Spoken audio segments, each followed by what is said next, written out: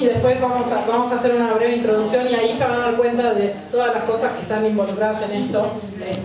Así no nos demoramos excesivamente. Bueno, entonces, para la primera obra que estaba colocada acá en nuestra columnita siempre me sale de la izquierda a la derecha, siempre tenemos problemas para identificarla. Para la fórmula medicinal, ¿qué regulación le pusieron que les parecía que correspondía? Patente. ¿Y alguien me puede decir más o menos por qué le pusieron patente? ¿Alguna idea? ¿Qué salió de la discusión colectiva?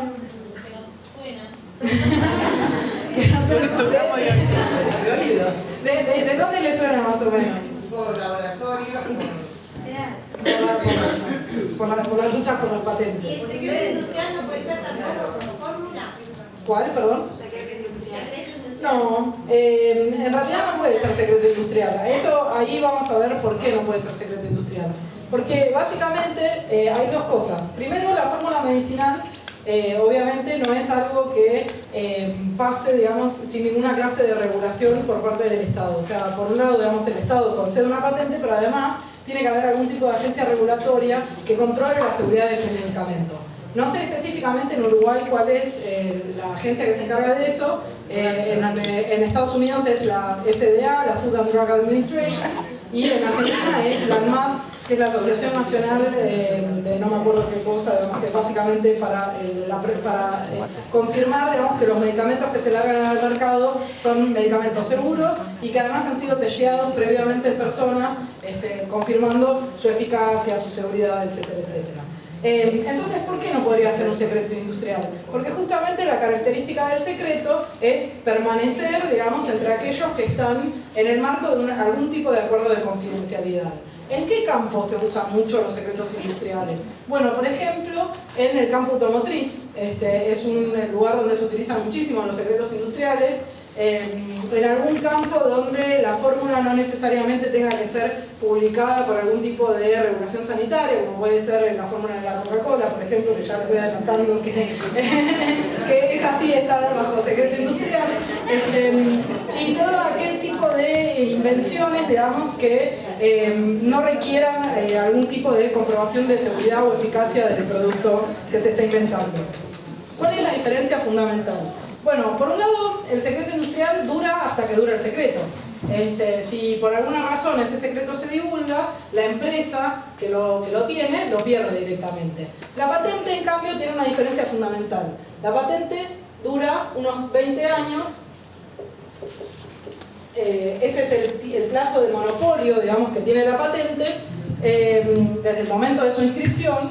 Y una de las características fundamentales es que es un monopolio concedido por el Estado a cambio de la publicación de la información detallada de cómo reconstruir esa invención que se considera útil para la sociedad. Entonces, básicamente, la idea acá es que hay un quid pro quo. Es decir, yo, Estado, te doy a vos, Pfizer o compañía que seas, una patente por 20 años, a cambio de que me entregues la información que yo considero que es socialmente útil. Y además, a cambio de eso, te voy a dar otra cosa, que es básicamente un monopolio de exclusiva. Es decir, que vos vas a poder prohibirle a otros competidores que fabriquen ese mismo producto, digamos. Salvo que haya algún tipo de razón de interés público, por ejemplo, algún tipo de crisis sanitaria o algo por el estilo. Obviamente, digamos, el campo de las patentes es bastante más amplio que la fórmula medicinal, que las fórmulas medicinales.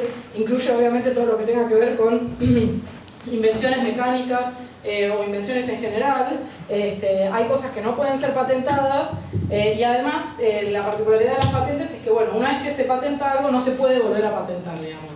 Y otra cosa muy importante es que una vez que la información se hace pública no se puede patentar. Por ejemplo, digamos, si yo hago algún descubrimiento y voy y se lo cuento a Jorge y le digo, mirá, no sabes, descubrí o inventé tal dispositivo para hacer X cosa, y le cuento detalladamente cómo se hace, y después voy y solicito la patente, no puedo, digamos, patentarla en ninguna oficina de patentes, no me la van a aceptar, digamos. Esto sobre todo en realidad no es tan simple, digamos, como ir y contárselo a Jorge, sino hacer la publicación en Colombia. Una pregunta, yo no puedo patentar algo en un país bajo una legislación y lo mismo en otro país. Los registros de patentes son locales. ¿Podés decir la pregunta que hizo? Perdón, ¿podrás repetir la pregunta y la repito? No, yo lo que preguntaba es lo siguiente: si puedo registrar, lo que sea, tiene una patente en un país bajo determinado derecho, y si puedo registrar lo mismo en otro país bajo los derechos de ese país. Claro, o sea, lo que está preguntando es si puede registrar en un país y después ir a otro país y registrar a otro país.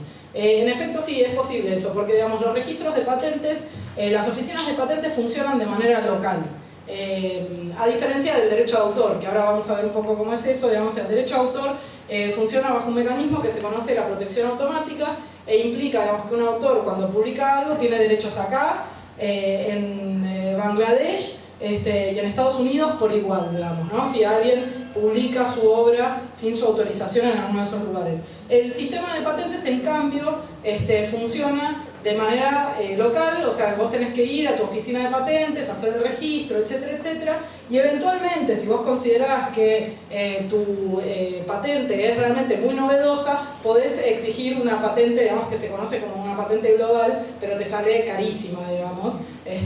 Y además después lo que van a ver, si les interesa como ahondar en el problema de las patentes, es que muchas personas, ¿no?, que hacen invenciones o que hacen descubrimientos, generalmente lo que hacen, en vez de, por ahí supongamos, ¿no?, un investigador en Uruguay, digamos, hace algún tipo de descubrimiento muy novedoso, etcétera, y en vez de patentarla en Uruguay, puede ser que decida ir y patentarla en Estados Unidos, digamos, porque la oficina de patentes de Estados Unidos tiene particularidades respecto de su forma de admitir las patentes y demás. Bueno, entonces la fórmula medicinal está bajo patentes y no está bajo secreto industrial. ¿Queda claro más o menos esta primera aproximación? Algo importante que me olvidé de mencionarles es que las patentes no permiten que cualquier cosa sea patentable. Hay algunos criterios de patentabilidad que son importantes que traten de retenerlos, porque ahora vamos a ver, cuando hagamos la segunda parte de la clase, vamos a verlos para entender mejor algunos problemas, digamos, de lo que ha sido la armonización, entre comillas, de la propiedad intelectual a nivel global. El primer criterio es la utilidad. Tiene que ser alguna invención útil y en general, digamos, le requiere que tenga algún tipo de utilidad industrial o aplicación industrial, digamos. Es decir, no puede ser algo que no sea de algún modo pasible de ser fabricado en masa. Luego tiene que tener otra cosa que se conoce como altura inventiva. La altura inventiva, básicamente, el criterio que dice, o sea, este criterio lo que establece es que tiene que ser algo no obvio para un técnico medio en la materia. Es decir, un técnico medio en la materia debería ser capaz, o sea, no debería ser capaz de darse cuenta fácilmente de lo que se está patentando. Y hay un tercer criterio, que está fuera del estado del arte. que esté, claro, que sea novedoso respecto del estado del arte, que es básicamente la novedad. Al estado del arte. La novedad, básicamente, que sea novedosa.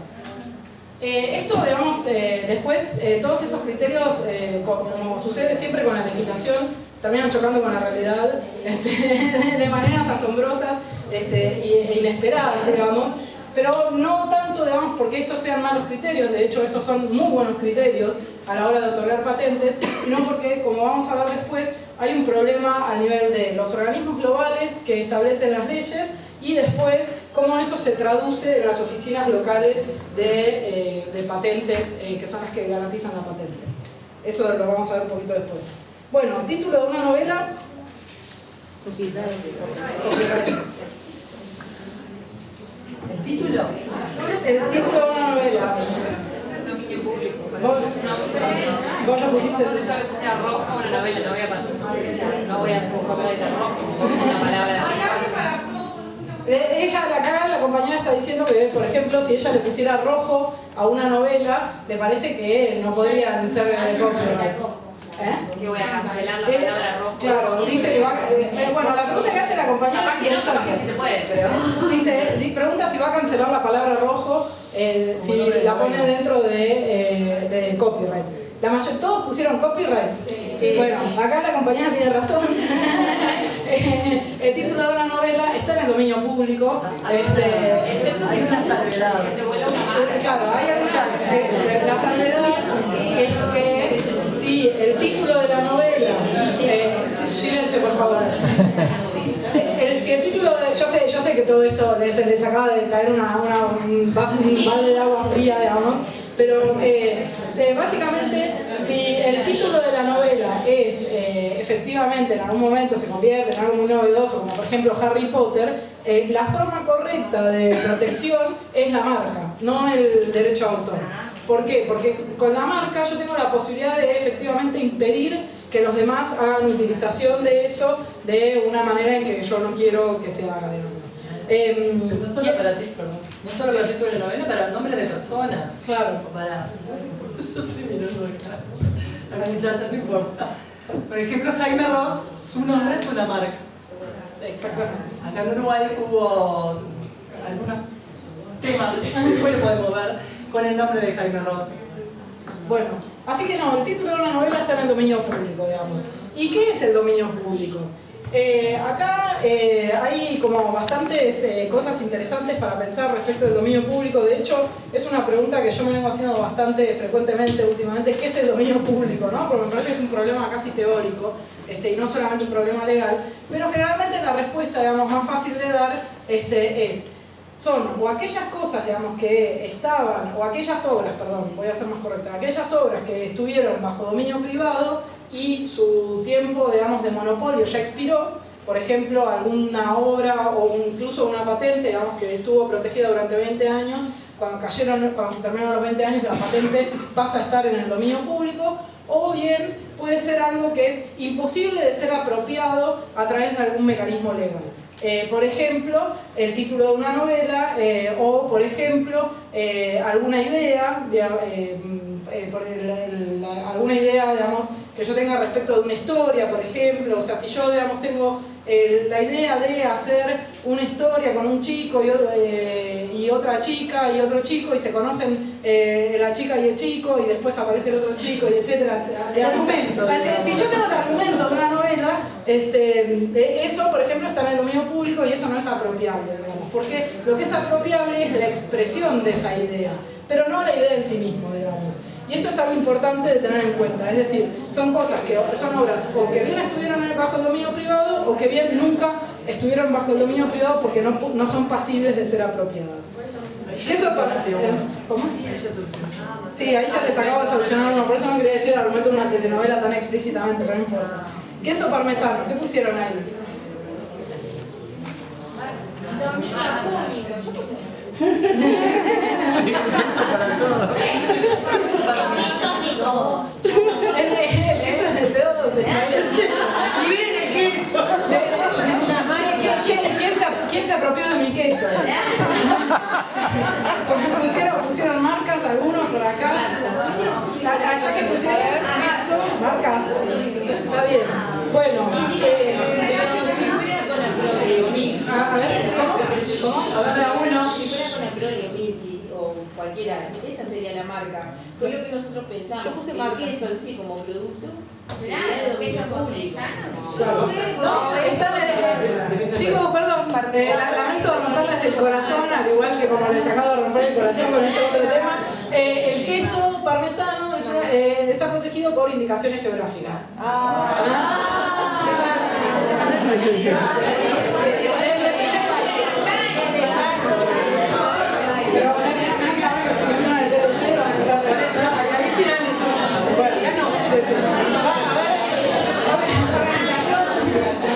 Pero por favor, el queso parmesano no está, digamos, bajo indicaciones geográficas. Uruguay tiene, acá me recuerda la abogada, porque claro, nosotros en Argentina sí tenemos las indicaciones geográficas, ustedes en Uruguay no tienen indicaciones geográficas. ¿Qué significan las indicaciones geográficas? Ahora paso a explicar. El mate, por ejemplo. ¿Cómo? Las indicaciones geográficas es, por ejemplo, digamos, el champán. Vieron que En algunos vinos dice, en vez de decir champagne, dice vino espumante. O en algunos champagnes, digamos, que lo que uno conoce como champagne, en vez de decir champagne, dice vino espumante. ¿Y por qué es eso? Porque básicamente la indicación geográfica hace referencia a un lugar específico de producción, bajo determinadas condiciones de calidad y con determinadas particularidades del clima, del suelo, etcétera, etcétera. Entonces, por ejemplo, el queso Roquefort, en Argentina, donde sí garantizamos protección a las indicaciones geográficas, no le podemos decir queso Roquefort, le tenemos que decir queso azul. ¿Es lo mismo que denominación de origen? Sí, es lo mismo que denominación de origen. Es origen Exactamente. europeo, en realidad se surgió en Europa. Exactamente. Las milanesas, Dios mío. Productos europeos. Claro. Típica europea. Sí, Y digamos la es con particularidad que origen tiene milanesa, esto es que Milán. yo ya les estaba diciendo que acá en Uruguay no tienen indicaciones geográficas, pero si se firma ahora el Tratado de Libre Comercio con la Unión Europea, que tanto vienen diciendo y qué sé yo, les van a meter indicaciones geográficas hasta en la sopa de queso Roquefort, que van a tener que pasar a llamarlo queso azul porque no van a poder seguir llamándole queso Roquefort. La consecuencia es cambiar la forma de hablar de la gente. No tiene solo que ver con que las empresas pierdan porque tienen que cambiar la denominación de todos sus productos. No pasa solo por ahí. Pasa en cómo hablamos nosotros. O sea, tenemos que hablar diferente. Porque si no, vamos a pedir cosas que del otro lado no nos van a entender. Es muy loco el concepto de por una bajada de línea firmado TLC, tener que cambiar la forma de hablar, por ejemplo. No, y además en realidad el problema del mayor de las indicaciones geográficas es que para seguir llamándose de esa forma, los productores van a tener que pagar básicamente, y eso en realidad lo que es una transferencia de renta de un país pobre hacia un país rico. Porque la mayor parte de las indicaciones geográficas están en Europa, sí. En realidad se salva un poco poniendo, por ejemplo, acá en la etiqueta dice queso tipo parmesano. Claro, bueno. Está prohibido eso bajo la reglamentación del TLC. Pero hasta ahora han salvado poniéndole tipo algo. Claro, pero igual acá tiene razón Pato, una vez que el país decide... Claro, acá la compañera estaba diciendo que la forma de salvarlo era poniendo queso tipo parmesano, y una vez que se garantiza la protección a las indicaciones geográficas, eso ya no va a poder ser más así. Pero lo que ella decía de un poco es educar a la gente en la forma de cómo debe hablar también, que deberían cambiar eso. Yo que sé, acá, por ejemplo, los panchos. Nosotros le decimos pancho a todos los panchos, los del Next no pueden llamarse panchos, son frankfurters. Entonces, eso de educar o que cada uno tiene que decirle, creo que es medio complicado. Terminamos diciendo, no decimos ni vienesa ni... Vos pedís algo y del otro lado hay una persona que te tiene que atender y que tiene 10.000 productos, pero que todos se llaman totalmente diferente a lo que vos estás pidiendo. ¿Entendés? De eso viene, pensar en todo, no es solo los quesos, es toda la producción alimenticia, básicamente. Sí, no sé si toda, pero buena parte de ella por lo menos seguramente. Porque los nombres se surgieron en Europa, o sea, los nombres de todo. Sí, de todas las cosas que... Bueno, sigamos. Plantas con un carácter particular desarrolladas por un fitomejorador en un laboratorio. ¿Qué le pusieron ahí? Ahí le pusimos esa reunión para Está muy bien, es la que le va a leer. Esa es como siempre la más fácil. Está bien. No hay patente para estas cosas. No, Unión para la Protección de Obtenciones Vegetales. Ese es el nombre. El UPOV, básicamente UPOV es una unión, pero también es un convenio. Es decir, es un tratado, un convenio, que establece, digamos, distintos tipos de protección para las semillas. El tema de las semillas, en realidad, a diferencia de todo lo que tiene que ver con patentes y secretos industriales, es bastante más reciente, porque recién, a partir de la década del 30, se empieza a meter este tema como un problema, digamos. Y de hecho la UPOV no se termina de conformar sino hasta la década del 60.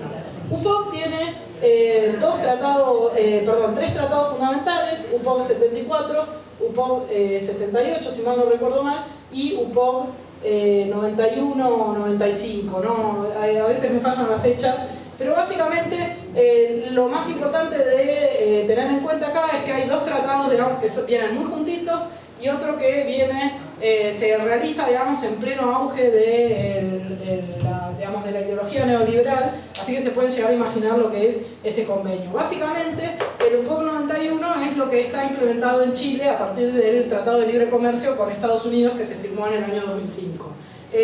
Y una de las características que tiene es que impide que la persona que, digamos, hace la cosecha pueda guardar las semillas para una próxima cosecha. Entonces sí o sí siempre está obligado a comprarle semillas al proveedor de semillas. Es básicamente una forma de atar al agricultor al proveedor de semillas, digamos. Y tiene además toda otra serie de problemas respecto de las cosas que se pueden hacer o no con las semillas. Por ejemplo, limita muchísimo la investigación, limita muchísimo la mejora genética y demás. Y sí, básicamente una planta con un carácter particular desarrollada por un fitomejorero en un laboratorio está protegida por UPOC. Creo que el TLC con el Mercosur, Unión Europea también incluye subir a UPOC 91.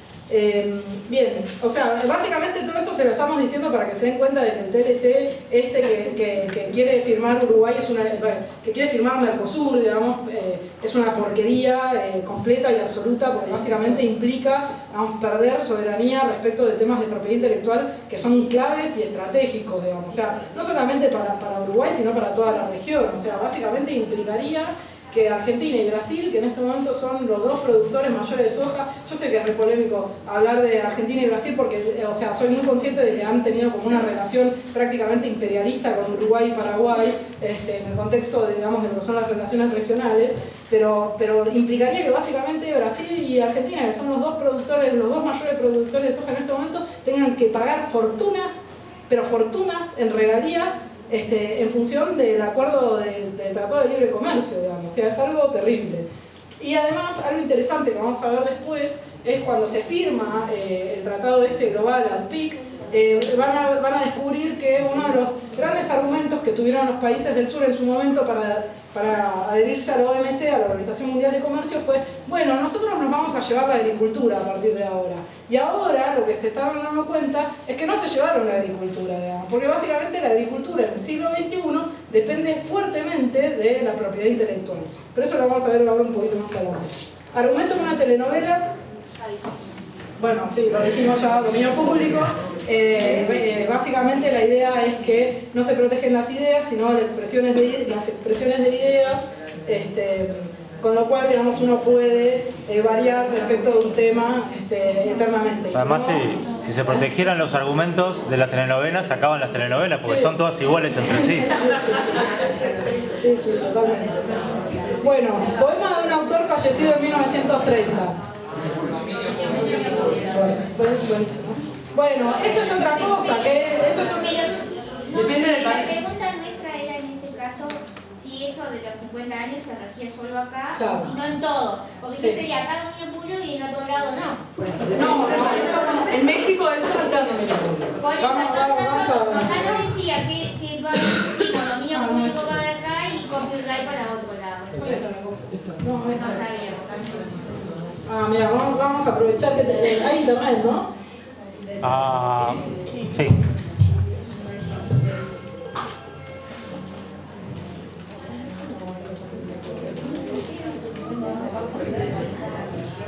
Bueno, en primer lugar hay una aclaración respecto de esto.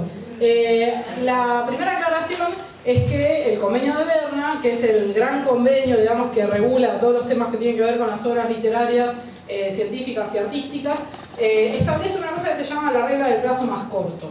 Los países obviamente se tienen que adherir a esa regla del plazo más corto, pero lo que implica es que si hay un país, digamos, que tiene un plazo más corto respecto de otro, lo que vale es el plazo más corto, por eso se llama la regla del plazo más corto, el plazo más corto, digamos, del país del que se trate. En el caso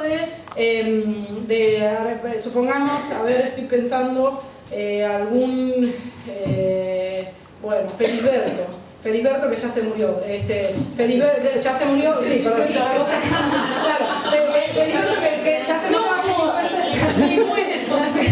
hace 50 años y ya ingresó al dominio público justamente este año. En Argentina también está en dominio público Felisberto Hernández. ¿Por qué? Porque rige el plazo de Uruguay, no rige el plazo de Argentina, que son 70 años. ¿Se entiende esta idea? Y lo que les quería mostrar, a ver si lo encuentro.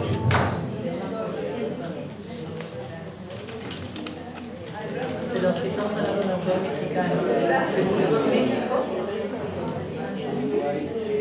ese plazo. No, igual no lo voy a encontrar ahora porque no me acuerdo no me acuerdo cómo era el nombre.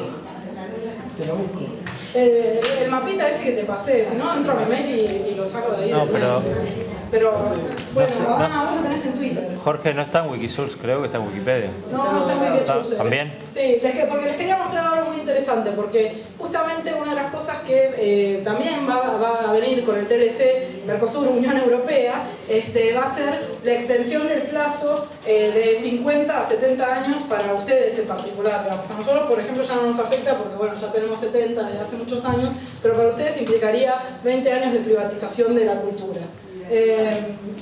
Y bueno, lo que les quería mostrar es que además es muy particular porque la mayor parte de los países tienen plazos más largos de 50 años. De hecho, Uruguay es un poco una excepción en este tema. Bueno, y además imagínense que si otro país más lleva su plazo a 70 años, se hace cada vez más difícil argumentar a favor de bajar los plazos, digamos, porque ustedes saben que en realidad los plazos están establecidos en el Convenio de Berna. Y el Convenio de Berna dice que